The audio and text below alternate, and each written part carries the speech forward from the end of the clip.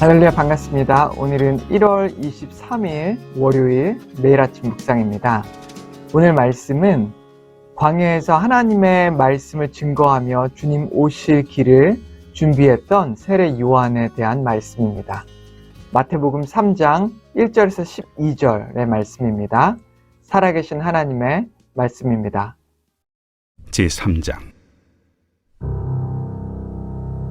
그때에 세례 요한이 이르러 유대 광야에서 전파하여 말하되, 회개하라! 천국이 가까이 왔느니라! 그는 선지자 이사야를 통하여 말씀하신 자라. 광야에 외치는 자의 소리가 있어 이르되, 너희는 주의 길을 준비하라. 그가 오실 길을 곧게 하라. 이 요한은 낙탈털 옷을 입고 허리에 가죽띠를 띠고 음식은 메뚜기와 석청이었더라.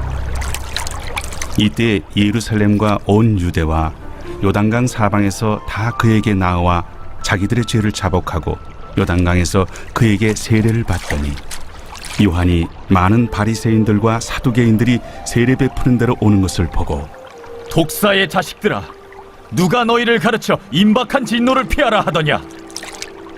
그러므로 회개에 합당한 열매를 맺고 속으로 아브라함이 우리 조상이라고 생각하지 말라. 내가 너희에게 이르노니 하나님이 능히 이 돌들로도 아브라함의 자손이 되게 하시리라. 이미 도끼가 나무 뿌리에 놓였으니 좋은 열매를 맺지 아니하는 나무마다 찍혀 불에 던져지리라.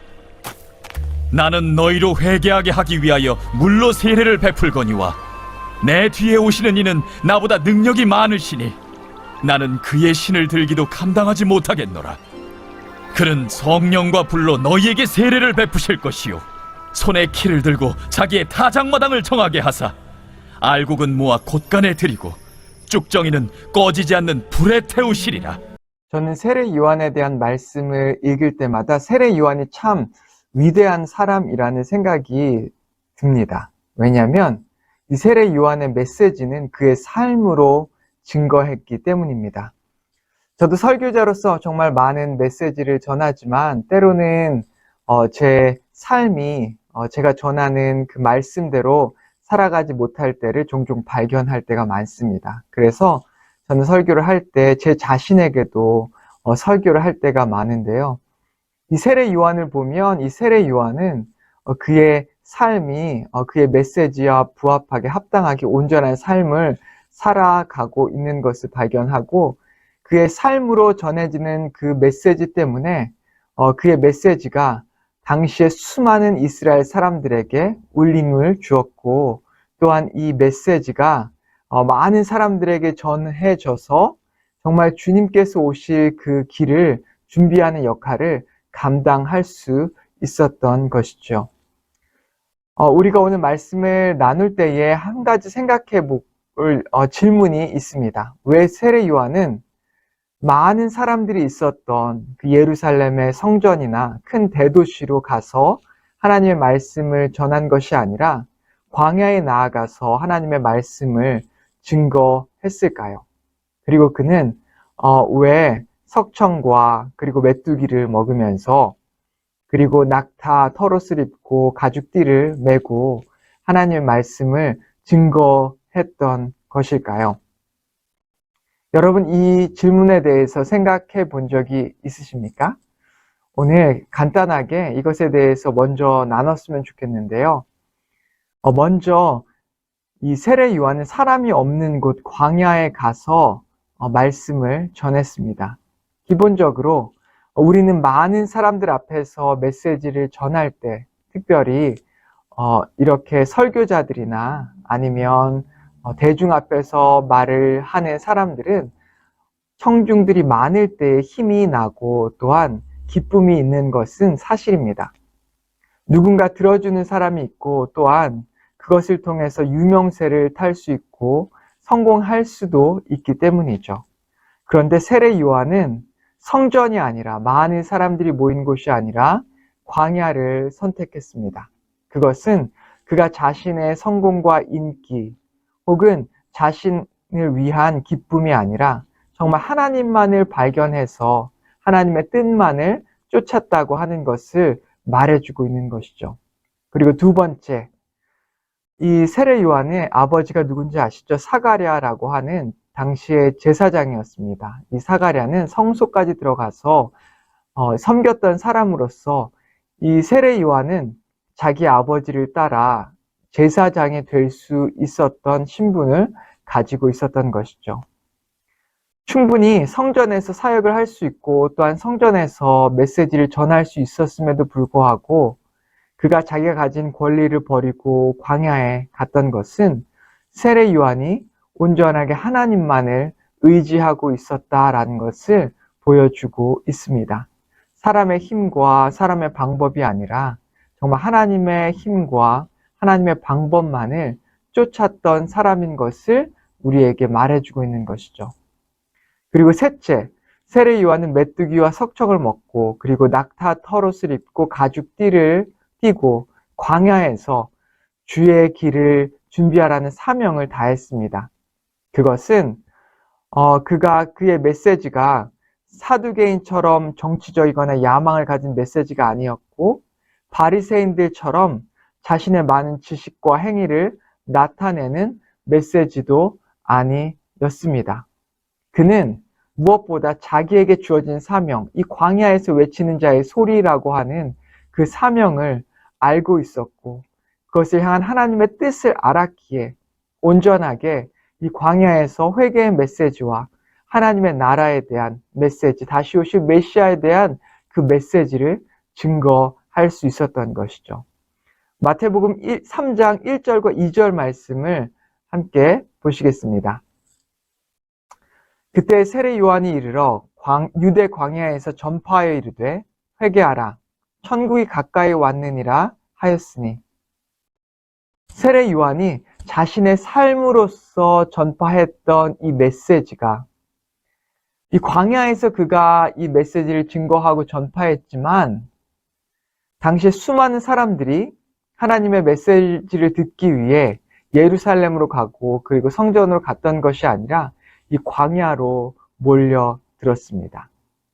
그리고 이 광야에 이 세례 요한의 메시지 앞에 수많은 이스라엘 사람들이, 유대인들이 무릎을 꿇고 그 메시지에 순종했던 것이죠. 심지어 이 사두개인과 바리새인까지 그의 메시지를 듣기 위해서 당시에 광야로 찾아왔는데요. 오늘 말씀을 보면 사도 요한이 그들이 오는 것을 보고 그들에게 어떻게 이야기했는지 한번 찾아봤으면 좋겠습니다. 우리 7절에서 9절 말씀입니다. 요한이 많은 바리새인과 사두개인들이 세례 베푸는 대로 오는 것을 보고 이르되, 독사의 자식들아, 누가 너희를 가르쳐 임박한 진노를 피하라 하더냐. 그러므로 회개에 합당한 열매를 맺고 속으로 아브라함이 우리 조상이라고 생각하지 말라. 내가 너희에게 이르노니 하나님이 능히 이 돌들로도 아브라함의 자손이 되게 하시리라. 이미 도끼가 나무 뿌리에 놓였으니 좋은 열매를 맺지 아니하는 나무마다 찍혀 불에 던져지리라.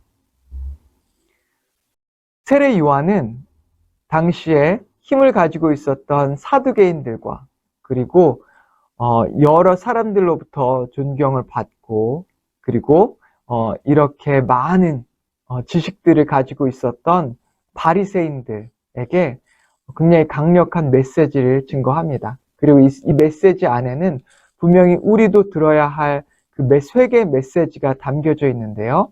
그것은 바로 이 당시에 이 바리새인들과 사두개인들이 자신들이 아브라함의 자손이라고 해서, 그리고 율법을 가진 자, 그리고 형식적으로나마 그 율법을 지키는 자라고 해서 자신들이 당연히 구원받은 자로서 생각하고 믿고, 그리고 정말 삶으로서는 그런 삶을 살지 않았던 것을 이렇게 세례 요한은 분명하게 지적하고 있는 것이죠.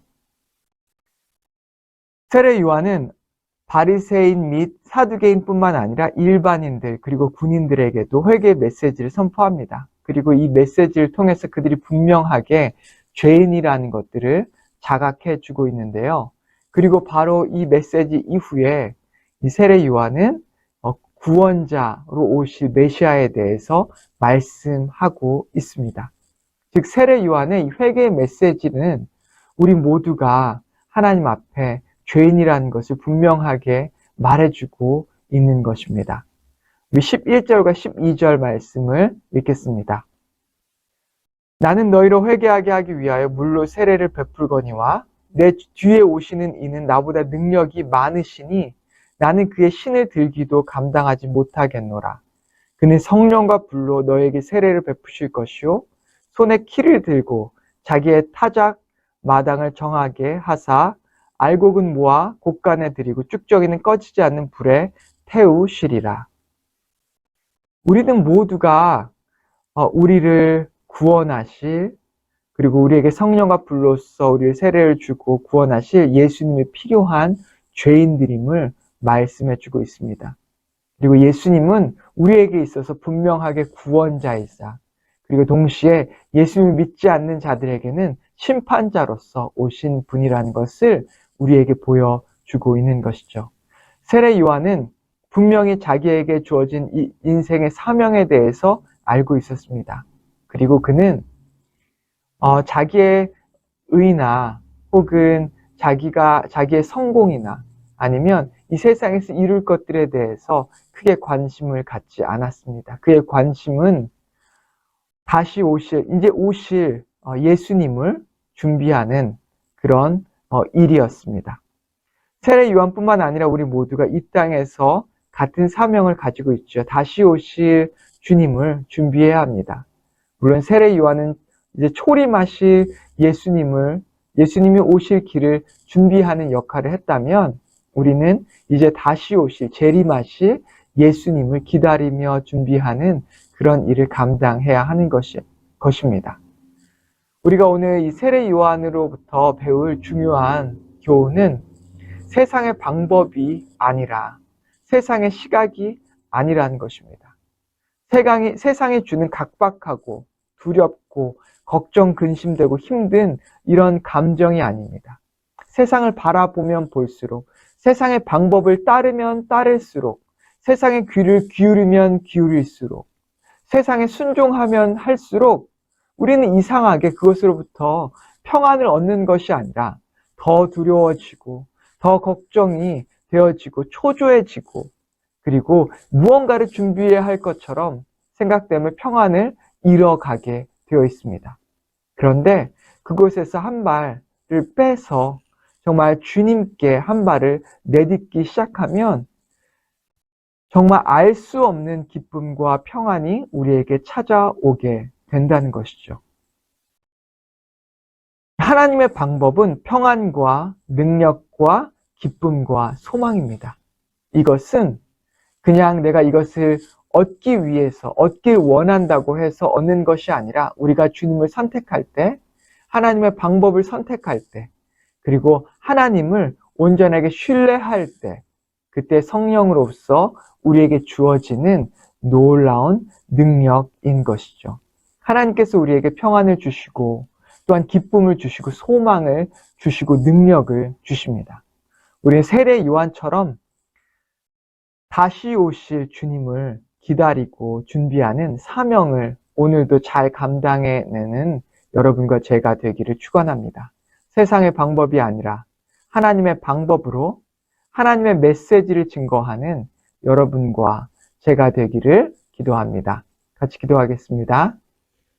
하나님 아버지 기도합니다. 세례 요한이 세상의 방법을 따르지 않고 당시의 사두개인이나 바리새인처럼 그들이 따랐던 세상의 방법과 세상의 방식들을 그곳에서 벗어나 온전하게 하나님을 신뢰하고 하나님의 뜻을 믿고 그리고 아는 것에서부터 시작했던 그 세례 요한처럼 주님 우리도 그렇게 주님을 따라갈 수 있게 인도하여 주시옵소서. 그리하여 그것으로부터 오는 평안과 기쁨과 소망과 능력을 맛보게 하여 주시옵소서. 예수님의 이름으로 기도했습니다. 아멘.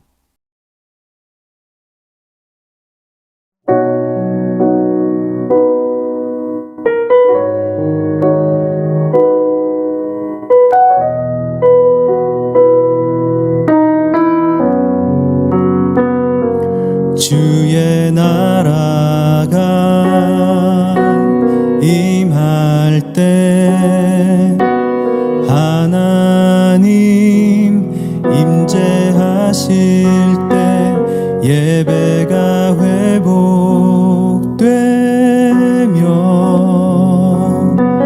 기적은 일어나네.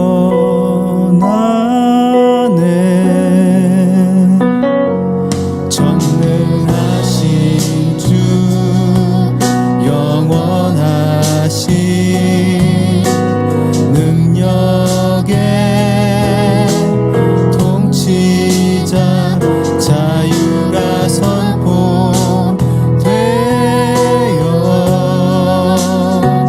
주 백성 돌아오네.